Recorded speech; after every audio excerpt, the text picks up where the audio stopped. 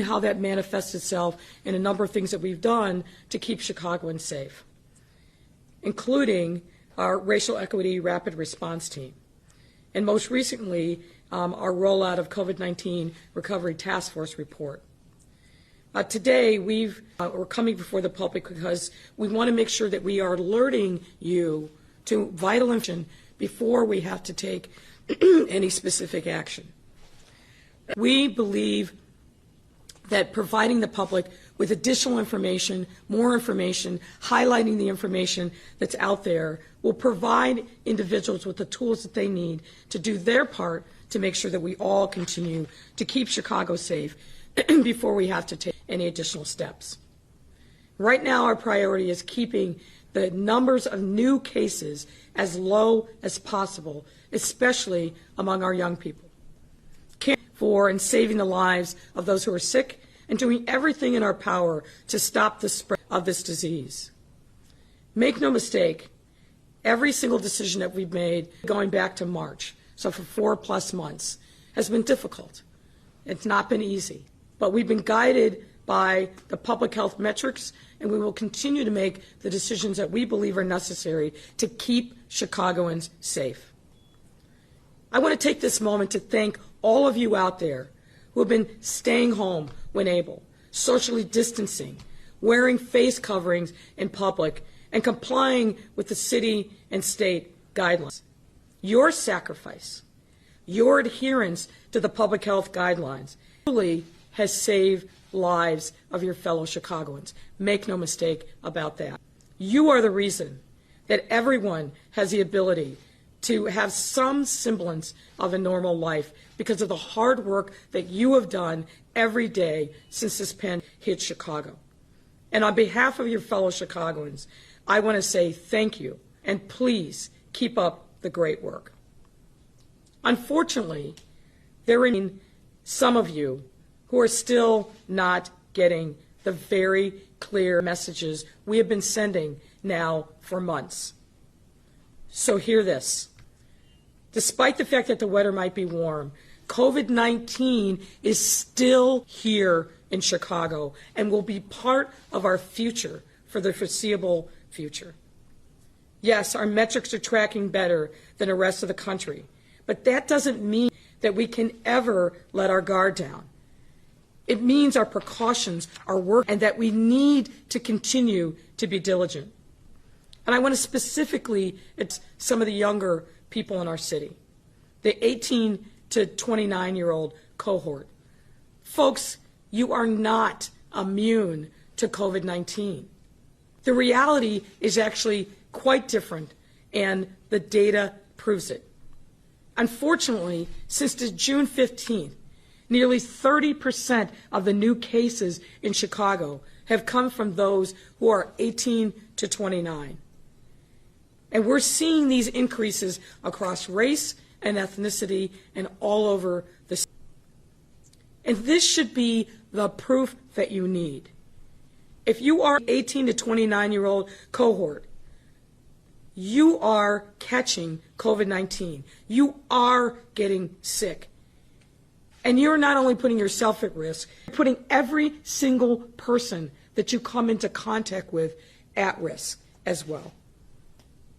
So what can you do right now, 18 to 29-year-old Chicagoans? What can you do to turn this around? Number one, minimize gathering in large groups. I repeat, the larger the group, the higher the risk that someone in that group has COVID-19. Minimize gathering in large groups. Number two, wear a covering when you leave your house. Everywhere. Not just some of the time, but all of the time. That's critically important to reduce the spread. And number three, spread the word, not the disease. What I mean by that is you need to be an ambassador for the public health guidance. Tell everyone in your network, tell your family members, tell your friends that if they do the things that you should be doing, which is minimize gathering in large groups, wear a face covering everywhere, social distance at all times, Follow the hygiene guidance. If you spread that word, you will be not only protecting yourself, but your family, your friends, and everybody in your network that you care about. Let these numbers be yet another reminder that we have to do the right thing in this moment. Some of you have joked, I'm like the mom who will tear the car around when you're acting up. No, friend, it's actually worse. I won't just turn the car around. I'm going to shut it off, I'm going to kick you out, and I'm going to make you walk home. That's who I am. That's who it must be for you and everyone else in the city to make sure that we continue to be safe. But I don't want to be that person if I don't have to. But I will if you make me. And right now, we are on the precipice. We are dangerously close to going back to a dangerous state of conditions, and Dr. Arwady will talk about that in a moment. So, folks, we got to get this right. We got to continue to do the right things. If you are a business, we're not afraid to shut you down, and we've proven that. So please step up and do the right thing. Follow the guidance that you know is in place to keep your workers, to keep your customers, and to keep you safe. This should go without saying, but I'm going to anyway.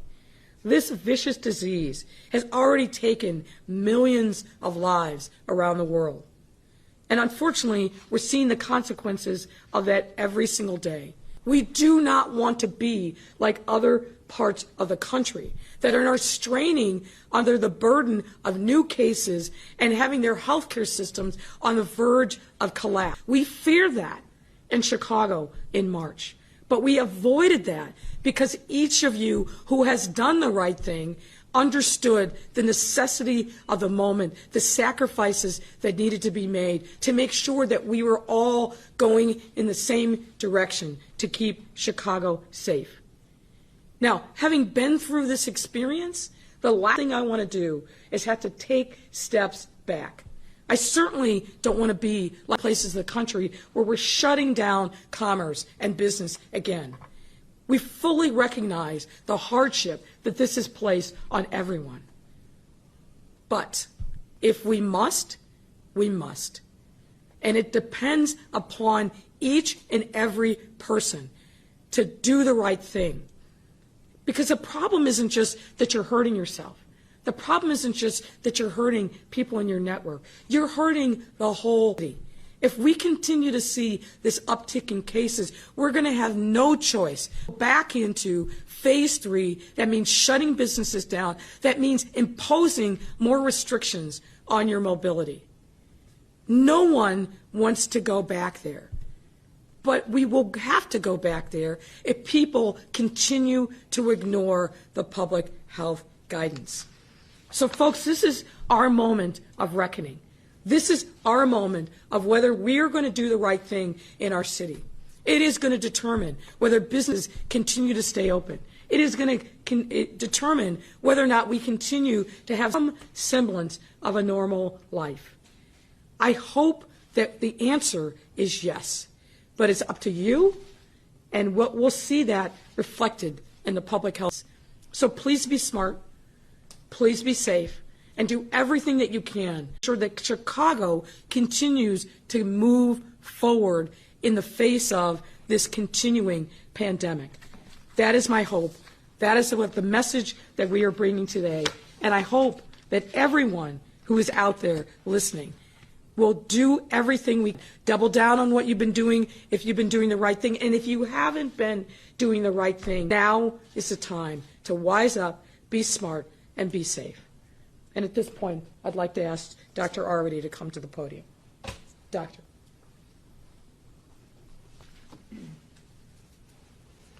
Thank you very much, Mayor Lightfoot. So my goal today is to show you some data that you can follow right along with us. This is the same data that is available on the dashboard, chi.gov/COVID-. We update it every single day, and the health department uses this exact data. We've made transparency a hallmark of our response from the beginning, and we will continue to show the data, good, bad, or in the middle. Yesterday, when I was doing my Facebook Live update, I got a question. You have so much data on your website. What is the first thing you look at? And it's this number. Every day, right up on the top left of that dashboard, you see our new confirmed cases. That is the average number of new cases that are being added every day here in the city of Chicago. And today, we are at 192 new cases.